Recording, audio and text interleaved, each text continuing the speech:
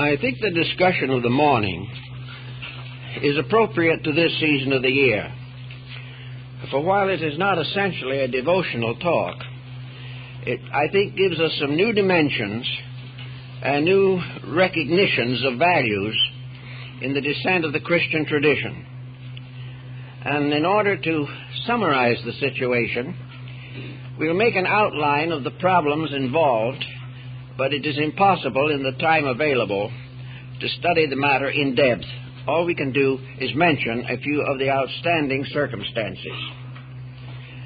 Up to the beginning of the 4th century, the Christian faith was very largely distributed in rural districts, in desert regions, and the churches and communions were isolated from each other.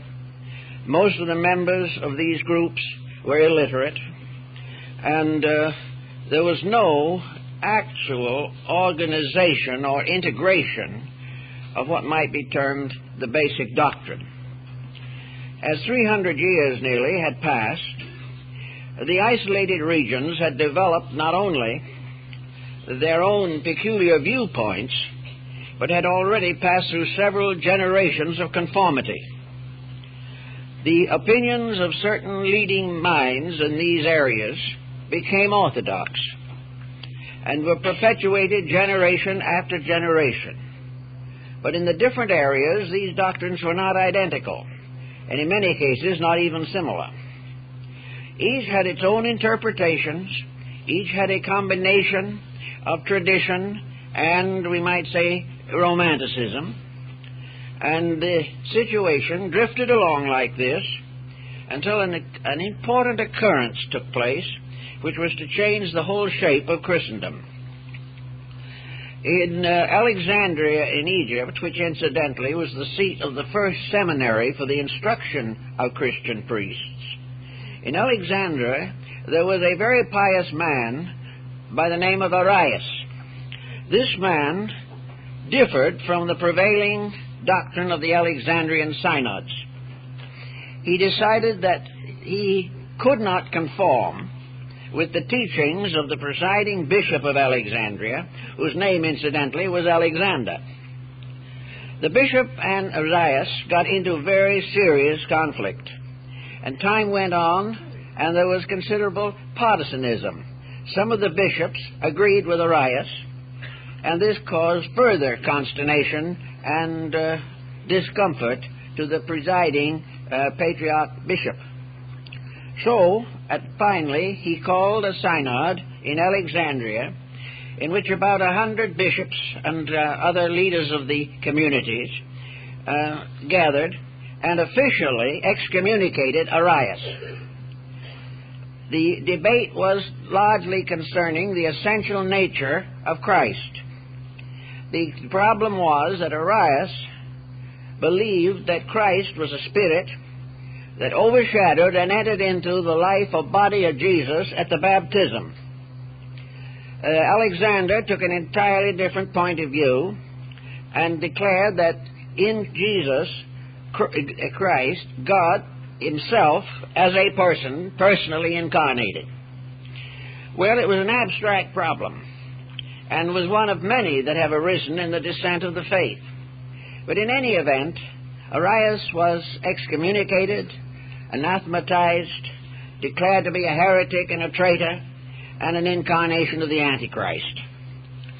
This might have been all right in a sense, as far as Alexander was concerned, but he had made one serious mistake. He had brought a very major controversy into public consideration.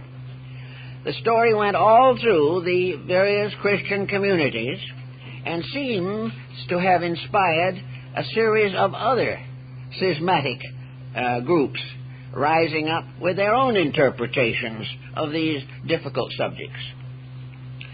Gradually, the Roman Empire became involved in a major dispute which threatened to break out into physical violence. In 313 A.D., the Roman Emperor, Constantine the Great, had issued an edict to protect the Christians. There was to be freedom of belief within his domains. This was all right until this particular problem arose, and it looked as though the Christian community was going to be involved in a civil war, persecution, and other difficulties. Constantine, therefore, sent messages to both Arius and Alexander, asking them to reconcile their differences. They refused. He tried in every way possible to use his royal authority, but this was totally rejected.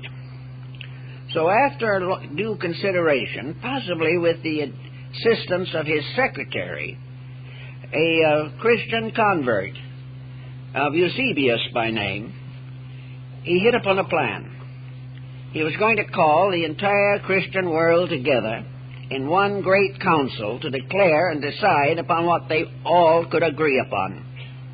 The result was the convening in 325 A.D. of the great Council of Nicaea. This council, which met in what is now a Turkish town, brought together about 600 bishops, presbyters, and their attendants and associates. Constantine entertained them all at his own expense, gave them living quarters and everything necessary, and appointed Eusebius as the secretary of the council.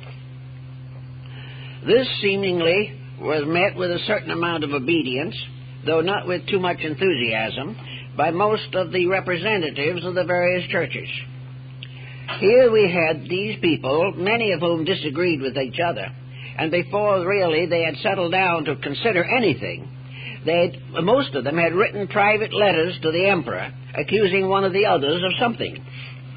This was a little difficult, but the emperor was rather able to handle the situation with imperial dignity. He burned all the letters.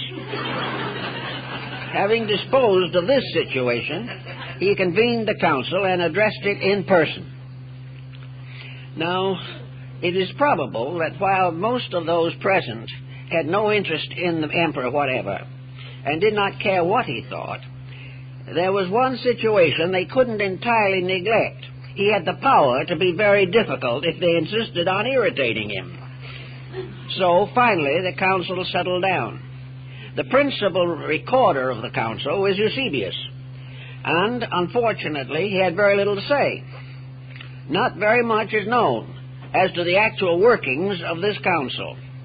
Many historians have been up against it, and Eusebius' principal work, the Ecclesiastical History, gives no clear indication of what was accomplished. It is known, however, that the Congress met, that there were many debates and discussions, and some way, somehow, the problem of unifying the doctrines came into focus. Now we have to go back a little bit to another part of the situation.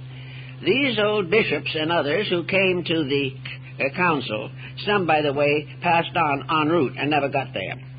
They were the oldest people in their communities and the most venerated, and in most cases, each one had a doctrine very largely his own. There was no New Testament at that time, but each of the little churches had some kind of a relic which they regarded as very sacred. In most instances, this relic was a book, or a part of one, or a few pages of one, or a few lines of one. It was never read. It was wrapped in cloth or silk or some precious substance, placed in an ark, and concealed in an opening in the altar. There it remained, generation after generation, worshipped but not read. Against this situation, there were a number of traveling priests and bishops who wandered up and down the countryside, visiting these small churches. These visitors brought with them the news of the great Christian community. They told about world affairs, they told about the various conditions of the churches, and they also recited some parts of Scripture, or some legend, or some story they had heard relating to the life of Christ and his apostles. In this same book of Eusebius, by the way, there are a number of appendices by other early Christian scholars, and one of them is quite interesting. It is a list of the 12 apostles and the 70 disciples of Jesus Christ. this list is all named, numbered, and where they came from. And we know that the 70 has always been very important. But it is not noticed, at first at least, that it occurs in the numbering of the apostles and disciples. In any event now, these various prelates in their little local communities brought with them, at the imperial request, these fragments of sacred writings which had belonged to them, or transcripts thereof. In some cases it is believed that the message was brought orally by the representative, who may not have been able to make a transcript. But in any event, all of these ideas were put together, and then all of the various records, everything that was brought to Nicaea, relating to Gospels and to sacred writings, were put together to be considered for the compiling of a Bible. Now, this again is not clear in Eusebius. No one knows how this selection was made, but it was a rather arbitrary one, and certain works were included and certain works were excluded by apparently a system of voting. In any event, at the end of it, these sacred writings were divided into two stacks: those that were most generally accepted and voted as affirmatively divinely inspired, those of doubtful origin or rejected works, which were put to the other side. After the decisions had been made, and what we know now as the New Testament had been decided upon, the question is, what happened to the other books? This is a very moot question. Some feel that in all probability they were destroyed. Eusebius, however, does not say they were destroyed. It is quite possible that a number of the delegates went back to their own communities and continued to follow their earlier personal conclusions and convictions, and that the actual decision of the Nicene Council was not followed completely.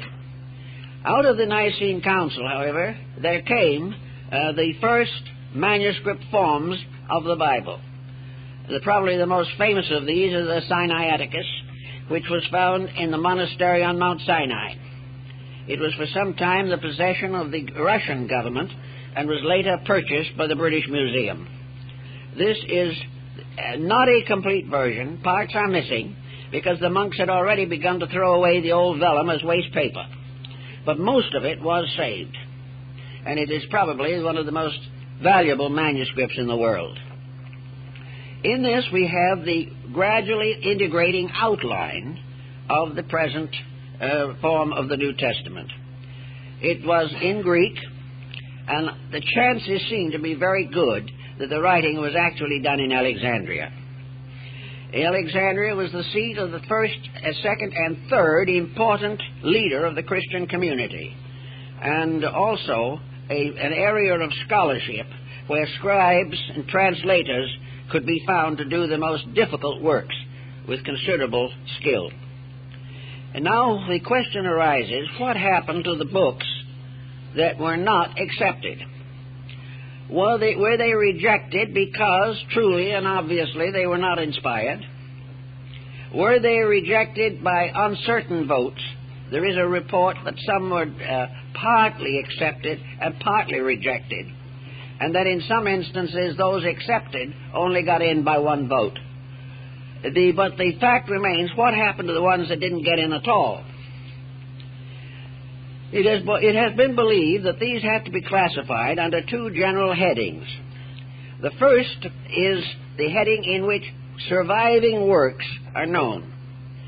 About 30 of the Christian apocryphal and apocalyptical writings are extant.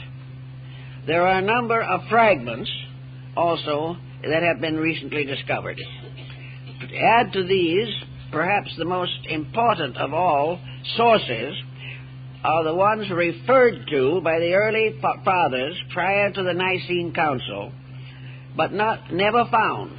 They are a number of quotations attributed to Christ and his apostles from Gospels that have never been rediscovered. It is not likely that the early church fathers fabricated these lines or these sections or these statements, but whatever happened, Perhaps their sources were destroyed after the Council of Nicaea. In any event, there is probably a considerable group of sacred Christian writings that exist only as names and short quotations in the writings of other church fathers.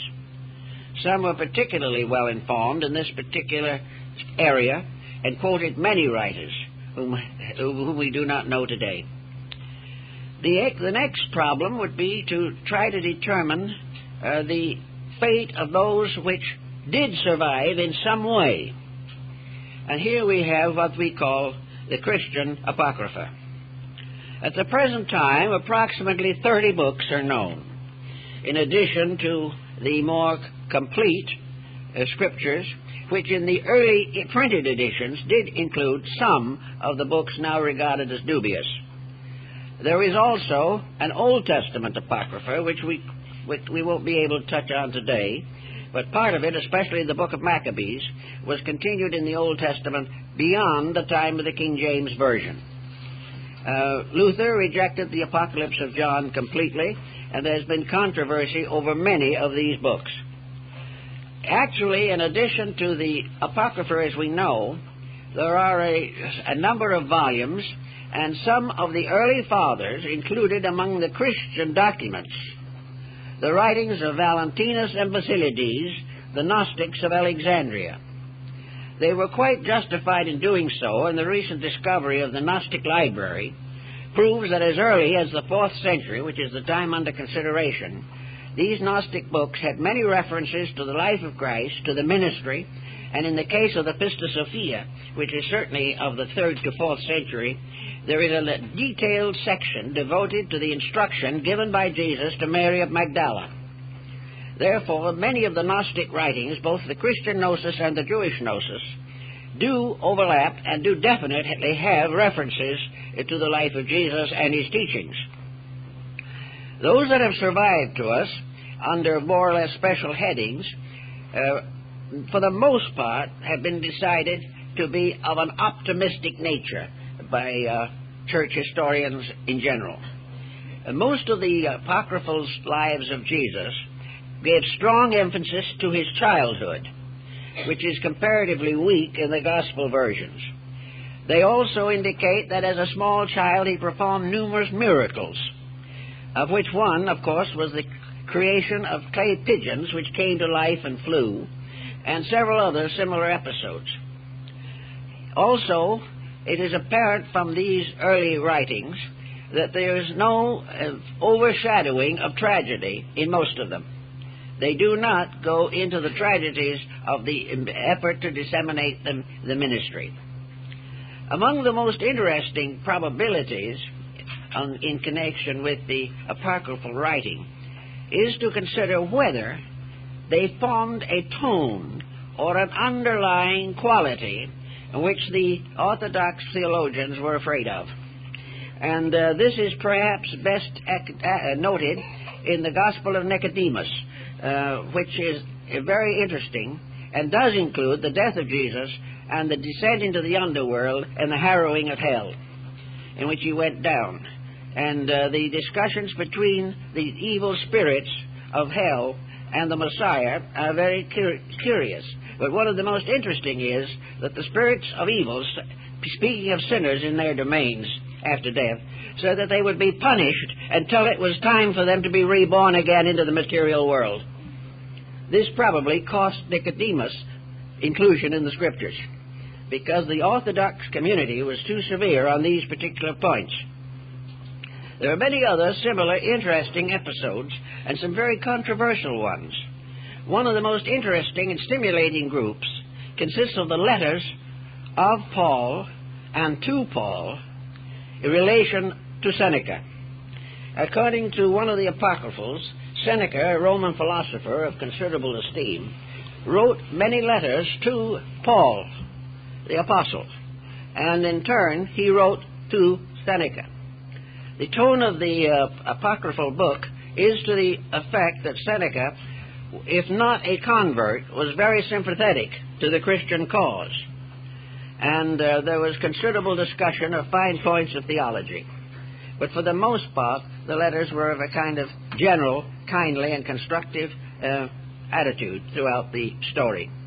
Another interesting group of material deals with the life of Pilate after the crucifixion of Christ. According to this particular little apocryphal section, he was returned to Rome, where he was made accountable to the emperor for his conduct. He took with him the seamless coat of Jesus, and whenever he was called into the presence of the emperor, he wore this coat. And while he wore this coat, the emperor could not convict him. So the emperor made arrangements for the coat to be taken away at a certain time. Then Pilate was convicted and executed for his bad judgment in connection with the death of Jesus. This becomes the basis of quite an elaborate structure in one of the apocryphal sections. We also have, of course, a number of the apocryphal books traced directly to the other disciples beside the evangelists. In other words, that St. Andrew contributed. Barnabas, who was with Paul for a long time, did the book that by his name among the Apocrypha. And the books of Hermas are very interesting and important. The Proevangelium of the Pseudo-Matthew. Many of these works are probably worthy of inclusion in the present scriptural collection. However, if we study them very carefully, we are forced to admit that they do not add a great deal of specialized information. There is a legendary quality about many of them. They, however, nearly always are in conformity with the four Gospels and the Pauline epistles. They represent various extensions or amplifications of some of the ideas in the accepted canon. So we don't find anything that is going to finally solve any major controversy concerning the life of Christ. But we do find abundant evidence to support the major historical events related in the Gospels. We also find that there seems to be an effort, or was an effort, to depreciate mysticism, and a major, at least oblique, attack on the Egyptian Neoplatonism. The philosophy side of the Christian doctrine, as it gradually developed through Aquinas and St. Augustine, does not have much bearing in the apocryphal works. They are purely devotional and would appear to be based upon each other into a large degree. They are, however, very interesting and quite important in their contributions to our general knowledge. I think one point that was made by Constantine should be of great interest today. Constantine was by no means an extraordinarily noble character. Constantine was probably interested in Christianity primarily as a means of supporting his control of the empire. He was not a particularly virtuous man. In fact, he was either convicted or accused of a great many rather despicable acts. He was not able to be initiated into the Eleusinian mysteries in his own country because of his bad reputation. But Constantine did have one very interesting remark to make, and it was in about 320 that he made it. And it was a remark that I think is of still a great importance. He said, "Why does this new religion place so much emphasis upon theology and breaks itself into splinters due to its theological differences, when it was evidently intended by the founder, as found in the four Gospels, to improve the moral life of man, to increase his spiritual insight, and to advance the cause of universal brotherhood without consideration for various sectarian differences?" Now, coming from a man who was not baptized practically until his deathbed, this is a very interesting thought. And it seems as though we can take that thought and precipitate it into the history of the Western religions and find how many times antagonism, suffering have been caused by theological differences. differences which had little or nothing to do with the daily life of a good Christian. So in this time, perhaps, in these difficult days that we are in at the moment, it would be wise for us to recognize what Constantine saw, and several other things that perhaps were shown to him clearly by Eusebius, who was, of course, also responsible for the Nicene Creed, the creed of his own church, little church, which was finally imposed upon all of Christendom. According to Constantine, the unity of a religious group, the unity of religion within an empire or a country is essential. The presence of a religion in a country is absolutely necessary. Now, regardless of how we may view him, he was a practical man. He said, when religion is debased, the government of a nation becomes impossible. That as long as people are divided concerning their belief in God, they are also going to be divided in everything else. Now, these thoughts probably come essentially from Eusebius, who was the mouth for Constantine on his religious matters. But Constantine agreed with them, justified them, and promulgated them, and insisted upon them. He could look back upon the Roman period in which the Christians were thrown to the lions in the arena. He had already, long before this, declared religious tolerance throughout the empire. Now he saw that this religious tolerance was permitting individuals to variously distort religion to the advancement of their own conclusions. Constantine, not being a philosopher, not being essentially a mystic, probably had very little insight into the deeper and more subtle values of spiritual conviction. But he did see the effect of various religious mistakes upon the secular life of humanity. And those who came after him recognize his importance in the great council which he convened, but have paid very little attention to his thoughts about what religion was to be in the life of mankind. It's all summed up in his one major overthought, that he needed Christianity in the Roman Empire to hold it together, and all the rest was an expansion of this concept. Now, it was also true that there had already been a considerable amount of conflict, misery, and suffering caused by religious differences within the boundaries of the empire. So what Constantine was anxious to have accomplished was that there be a uniformity of belief, that the Christians were to get together and decide what they believed for once and for all, and having decided it, lived it. This was the important consideration. So the Nicene Council had its part to play, but at the best as we know it from the records of this, which are, as I say, very meager, there is very little indication that the various delegates went back and fulfilled the expectations or hopes of Constantine. They went back to nurse their wounds and bruises, and had a position very similar to that of a politician today who finds that his constituency no longer agrees with him. They were in this kind of a situation. For 250 years, some of these little churches had followed their own beliefs. 4 or 5 generations of leaders had believed those very same things. The present incumbent believed these very things, but he was supposed to go back to his congregation and say he was wrong. Well, this is hard to do. Politically, it's almost impossible.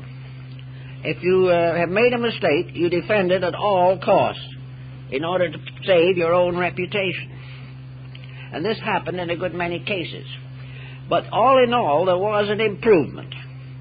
There was a general recognition of the 4 Gospels, and although by the end of the 4th century A.D. there probably were not a dozen copies of them in existence, the influence and implications of them through the more advanced clergy was being felt completely throughout the empire.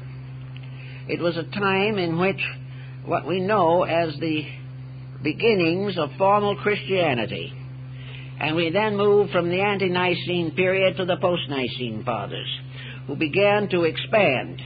The ante-Nicene, those before the Council of Nicaea, were, might we say, apologists. They were trying to get along with a non-Christian environment. They were therefore, as in the case of Clement of Alexandrian origin, forced to make certain compromises. They couldn't really come out and call everybody else wrong. So they were careful to try not to offend everybody.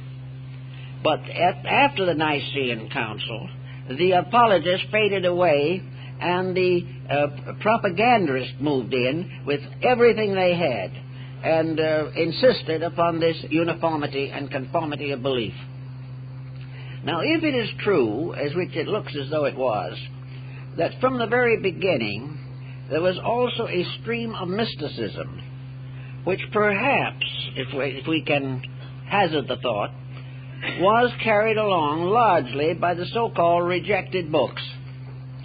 With most of the books no longer in existence, we do not know the full details, but the limited quotations, the small fragments that have come down to us in the writings of the Church Fathers, who were able probably to trace the originals, would indicate that there was a definite mystical content coming into the Christian faith at a comparatively early date.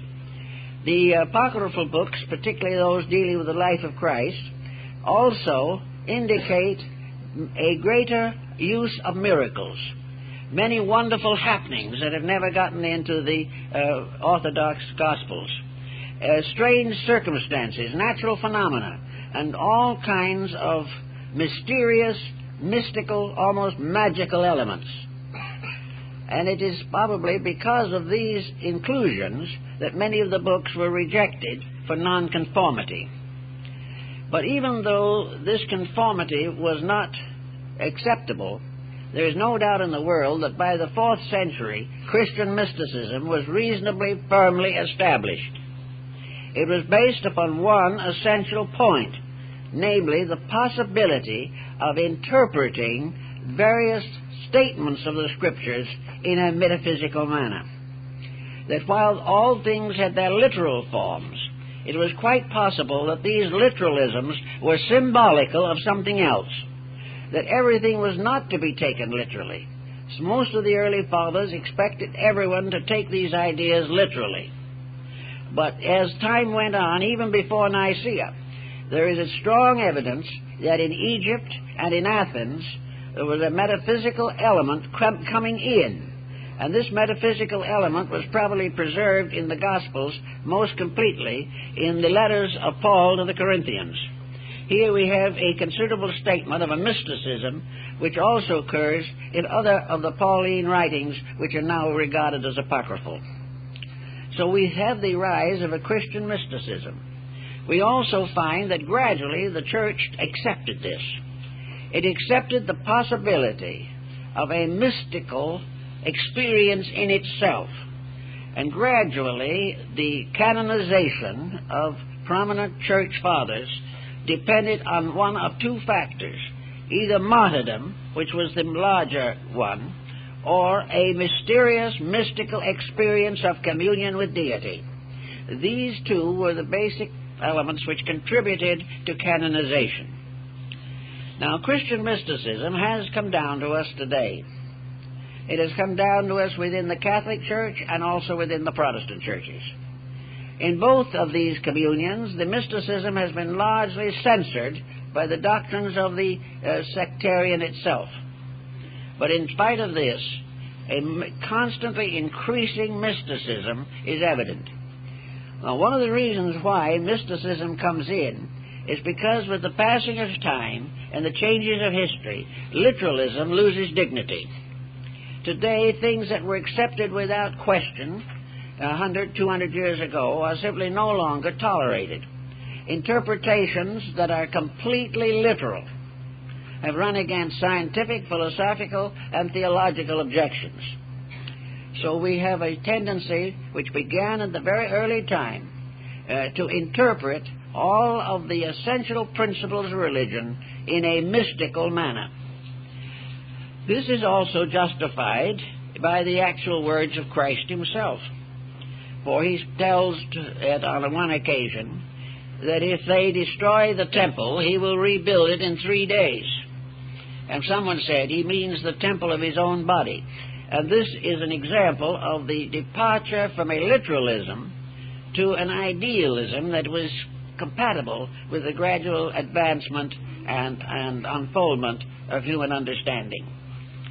We also find that throughout the apocryphal books, there are to be found a number of apocalyptical experiences of beings lifted up into communion with deity. The only one of these books that survived in the Holy Scriptures, the Apocalypse attributed to John. But there was one by Peter, there was one by Paul, there were several others by other disciples, and some by early church fathers. These experiences seem to be an effort to recognize the spirituality of the universe.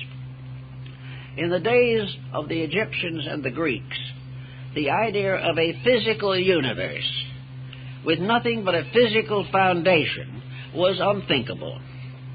And even the fathers of astronomy, Ptolemy of Alexandria, for example, recognized the idea that the physical universe was the shadow of a spiritual world. It was something cast upon the face of nature, which had its origin in a divine purpose or a divine plan. So most of the apocalyptical visions found in the apostles and in the commentaries and the apocryphal works were based upon a system or concept of astronomy which had developed in Greece and Egypt and in Chaldea. We also realize that the apocalypse is very similar in its structure to the Muslim vision of the ascent of Muhammad into heaven. The idea is found also in the Kabbalah and in the early mysticism of the Jewish Kabbalists. In any event, the whole concept was, in all of these works, that the universe was a spiritual reality, that the physical forms that existed were symbols, evidences of something greater than themselves. The point of view that the universe was created out of nothing was held for a time by the early church, but gradually relaxed away, because it was simply not possible to assume that something comes from nothing. But in any event, the main theme of the situation was represented by John in the Apocalypse, is that life is a spiritual mystery, that religion is the recognition of the reality of things unseen, that man himself is a spiritual factor moving through a spiritual world, but this truth is obscured by the restrictions of his own sensory perceptions. Therefore, the early communion had to believe and affirm, as is represented on the ceiling of the Sistine Chapel in Rome, that the divine power fashioning things, creating things, was in truth a deity, not merely a law, not merely a mechanics going on forever through time and space, that there was a divine mind and a divine consciousness and a divine soul behind the mystery of existence, and that the manifestation of this divinity was particularly summarized in the ministry of Jesus Christ. So that the apocalyptical books all have this flavor, but do not fully mature it. One of the reasons why they did not mature it was because to do so, they would have been required to accept certain non-Christian principles, already well known and in circulation in the areas. So it was best not to go into detail on this, but to maintain the simple fact, undeniable and irrefutable, that the universe is essentially a spiritual reality. Most of the apocalyptical writings assume this. The Apocrypha intimate it. And they also intimate in various ways the importance of the individual's acceptances of certain truths. I think we may also say that the apocryphal books contain a number of allegories like the accepted volumes, which require interpretation to even make reasonable sense. They are parables, they are symbols, they are myths, legends, all of which, however, are founded in the spiritual fact of man's existence in a divine plan. Now today there's another kind of controversy that has arisen, which is no longer relating either to the accepted Gospels or the possibility of enlargement through apocryphal means. The head-on collision today is between what we might term materialism and idealism. The non-believers of antiquity were regarded as heretics. The non-believers of today pride themselves that they are scientific intellectualists. They believe what they believe, just as all these little priests and bishops back in the 3rd century and 4th century believed what they believed.